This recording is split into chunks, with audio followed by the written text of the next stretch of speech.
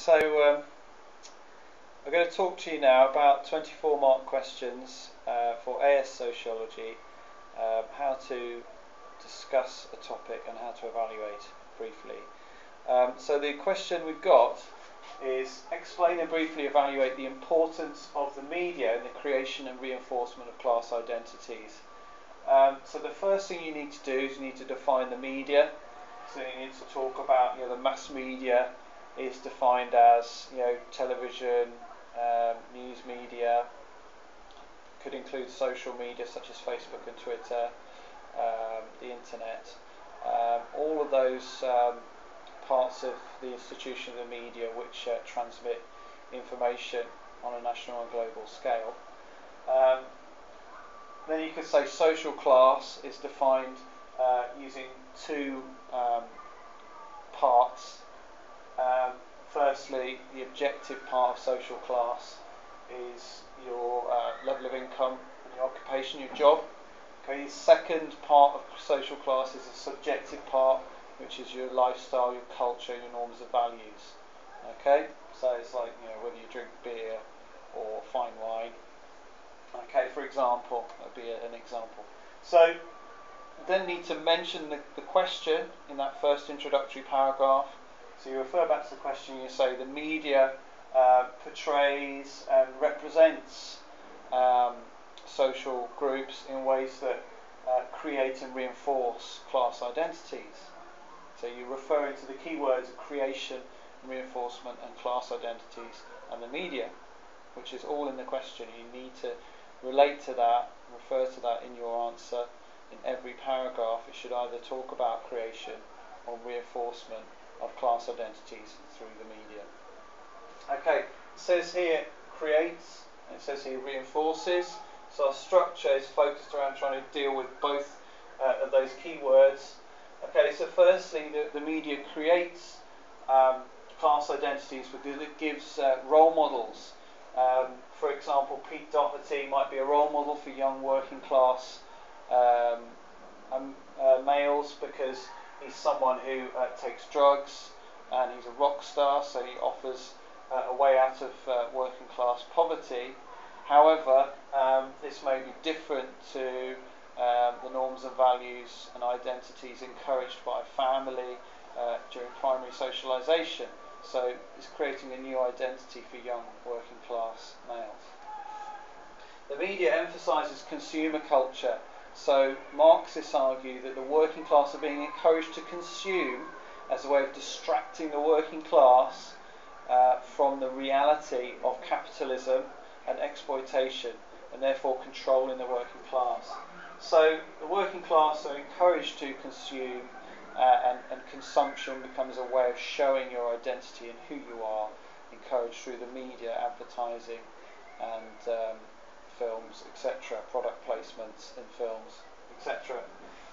The media also creates class identities through coverage of the perceived problem of the underclass in the media, and the idea that some sections of the working class are idle and valueless. For example, the news coverage of the August 2011 riots focused on political portrayals of the riots as criminality pure and simple, as individually motivated crime or copycat crime.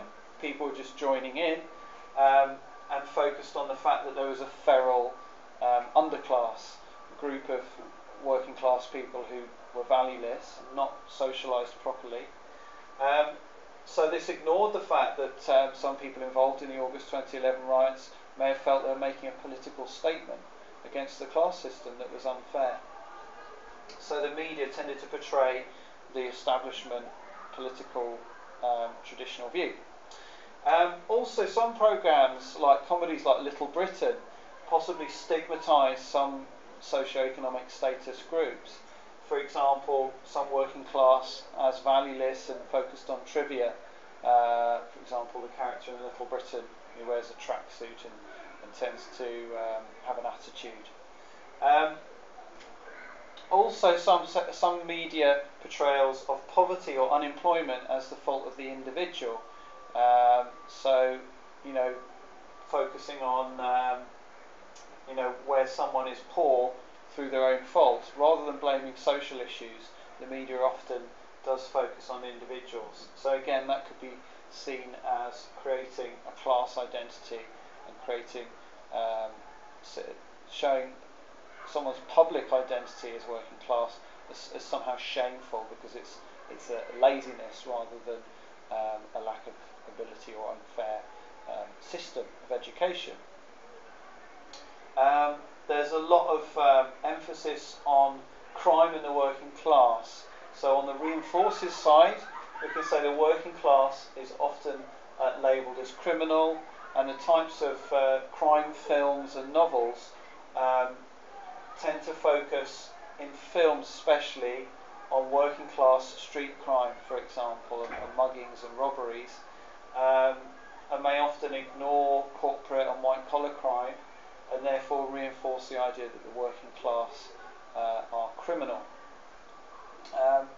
Middle class identities and anxieties about the working class, and the idea that the working class are separate from and possibly a harmful threat to the middle class, are portrayed in publications like the Daily Mail, which tend to have moral panics and encourage an exaggerated response to perceived social problems, like, again, violence on the streets, asylum seekers, so people from low socioeconomic status, low social class, marginalised communities may again be portrayed in a negative, stigmatising way, where they're likely to be negatively treated because of that portrayal. The working class have been labelled as unreasonable because the Glasgow Media Group found that in news coverage of strikes, workers going on strike, the news portrayed the workers as unreasonable and the employers as reasonable in trying to negotiate with workers who were striking for no good reason. We've seen some recent examples of this with rail strikes, and the government saying that it's immoral, it's wrong and it's unreasonable for the workers to go on strike and ask for more pay at a time of economic recession. So again, it's labelling those working class train drivers as unreasonable and negatively stigmatising them. The soap opera style coverage of the monarchy and upper class members of society tends to reinforce the idea of ascribed status and those people with high status deserving respect and our interest as members of the public. So it tends to reinforce their status as members of the upper class and the high level of respect and devotion that is encouraged towards them. For example, when there's a royal wedding, it's seen as a national event by the media and covered in that way nationally by the media.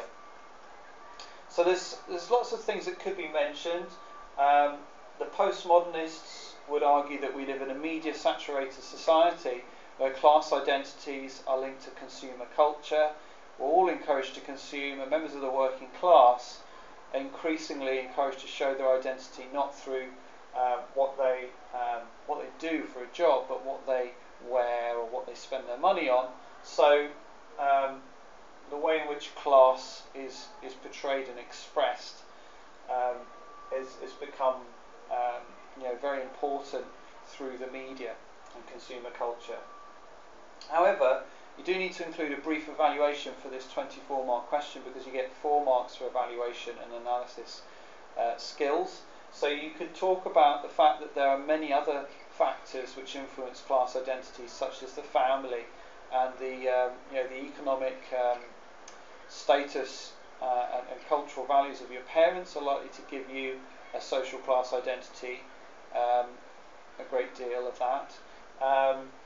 Your family, your education system tends to reinforce middle class values, such as putting things off for the future, deferral of gratification, and therefore that's seen by Sugarman as evidence that education system is very important in reinforcing class values.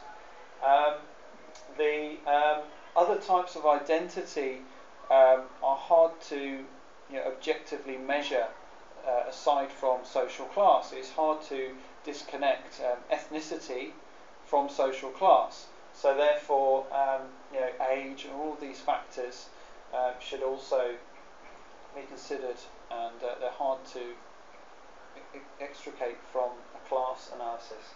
Interactionists would argue that we base our identity on interactions rather than only the media, and we're active and we're not passive in forming our identities. The postmodernists would argue that we can pick and mix identities and lifestyles from the media, so we don't simply receive the media message without criticism or without being informed. We're very informed consumers of the media and the class identities they portray. If you have any questions about this topic, then send me an email, daniel_butcher@hotmail.co.uk.